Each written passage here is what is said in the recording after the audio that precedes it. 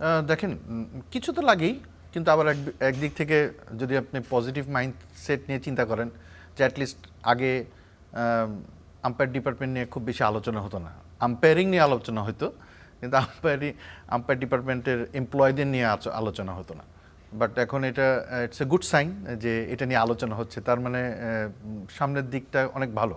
কারণ আপনি বিগত ৩-৪ বছর ধরে দেখবেন যে দি পারফরমেন্স গ্র্যাপটা যদি আপনি দেখেন তাহলে আম্পায়াররা কিন্তু খুবই ভালো করছে। আপনি দেখেন বিপিএলে কিন্তু অনেক ইফস অ্যান্ড বাটস হয়, বাট আম্পায়ার নিয়ে কিন্তু কেউ কোনো কোশ্চেন হয় নাই। কী কারণে? বিকজ লাস্ট ৩-৪ বছর ধরে continuous workshops, short selections of the umpires, যেগুলি ভালো তাদেরকে অগ্রাধিকার দেওয়া এবং তাদের ম্যাচ ফিসগুলি বাড়ানো, যেটা কিন্তু ৩-৪ বছরে ছিল না।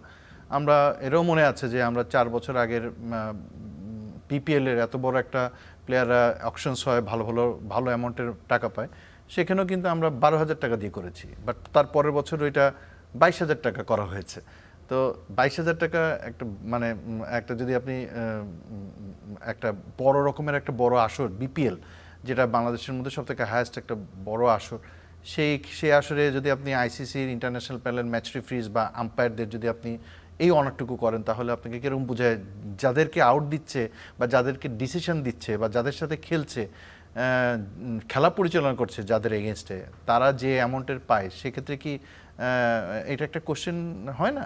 তো থ্যাঙ্কস যে নাম না বললেই হয়, না বললেই নয় যে মিঠু ভাই আমাদের এখানে এসছেন, হি tries A lot and he success and আমাদের গ্রাফটা কিন্তু অনেকটাই বেড়েছে এবং এটা একটা ইন্সপায়ারেবল, এবং এটা কিন্তু এফেক্টটা কিন্তু আপনাকে মাঠে কিন্তু আপনি দেখছেন, এবং not only the domestic cricket but also in the international cricket as well. এই জায়গাটা একটু কথা বলতে চাই। বেশ কয়েক আসর ধরে বলছেন যে আপনাদের বেতনটা বাড়ছে বা ফিটা বাড়ছে, ম্যাচ ফিটা বাড়ছে। এই জায়গাটা আসলে কোশ্চেন উঠেছিল যে এত বেশি কেন বাড়ছে এই ২-৩ বছরে।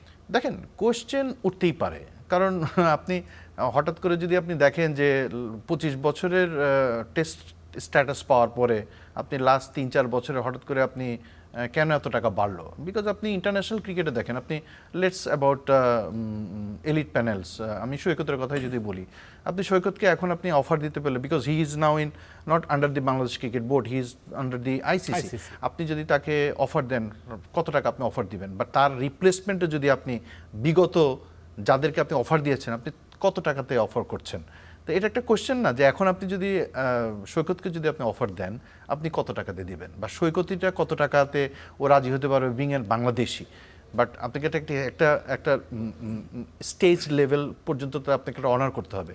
পক্ষান্তরে তার নিচের স্তরে যারা আছে, যেমন আমরা আইসিসি ইন্টারন্যাশনাল প্যানেল, মুকুল বলেন, গাজী বলেন, তানভীর বলেন, বা আমাদের মতো নামি বা শিপার ভাই যদি বলেন, বা তাদেরকে আপনি কত টাকা অফার করবেন, বা আমাদের এমার্জিং প্যানেলকে আপনি কত টাকা অফার করবেন। সো এইটা একটা দিক দিয়ে ভালো যে একটা স্টেজ তৈরি হয়েছে, একটা ল্যাডার তৈরি হয়েছে, যেটাতে করতে আমরা সক্ষম হয়েছি। এটা কিন্তু সাবসিকুয়েন্টলি আপনি ইন্টারন্যাশনাল লেভেলদের সাথে ওই লেভেলে না, ওইটা করতে গেলে যদি আপনি আইপিএলের কথা চিন্তা করেন, তাহলে আসলেই না, তাতেও কিন্তু অনেক কম, মানে বলতে গেলে যে 50%ও না আর কি। তারপরেও কিন্তু আমরা we are happy for that.